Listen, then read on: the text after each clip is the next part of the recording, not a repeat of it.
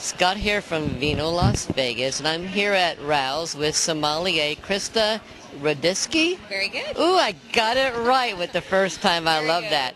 So, we just had this great meal. It was all paired. But before I even get into the meal, I need to talk about you and your experience at the Sommelier. I mean, Vegas, as you know, is a food and wine, mecca now. Very much. And you're a woman, obviously. So women are really taking over this town. So, yeah, talk about that. What's going on here? I think that a lot of employers are seeing us as the asset they never saw coming. We're a little bit more approachable sometimes with the tables. I think guests who maybe have not had the experience of dealing with a laid-back sommelier have a little bit better experience, or maybe a little bit more relaxed experience for the first time with a female sommelier. They don't feel as intimidated.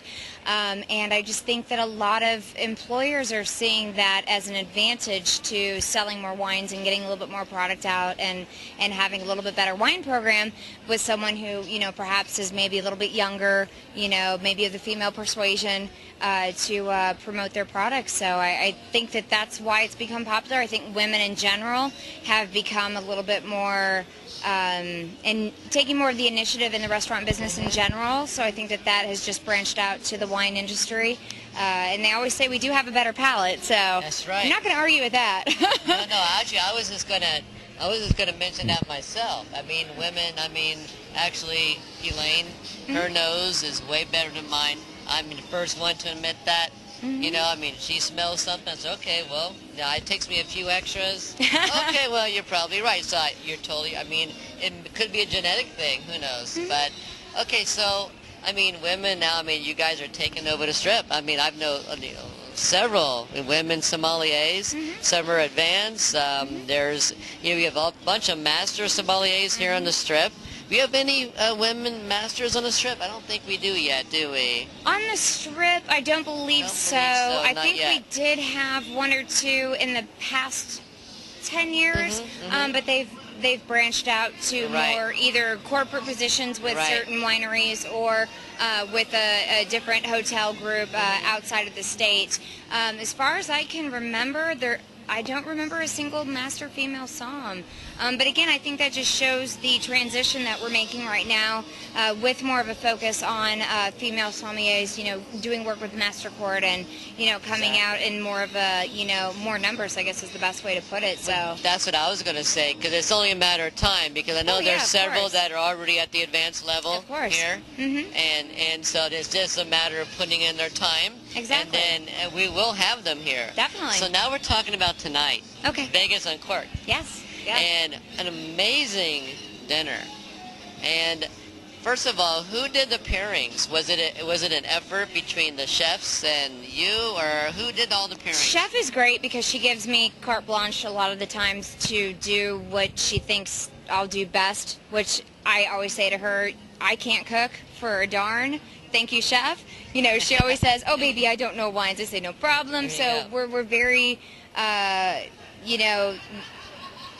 bipolar in our love of each other's jobs, I guess is the best way to put it. I would love to learn how to cook and do what she does. She would love to learn the wine aspect of things. We both know that's not happening anytime soon. So there you go. So luckily she really does give me a lot of control over what we do. So she gave me the menu about a month in advance, said, bring in what you'd like, what you think would work best. So the decision was pretty much mine, which is nice, having, reign of that sort of caliber dinner, because you want to be behind the products that you're serving, and you want to have a great amount of success and pride in the products. So it was nice to have, but she always gives me great reign to do what I need to. We just heard she's one of the top 100 chefs in the country. Yes.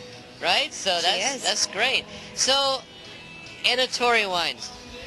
Yes. Explain what we did tonight.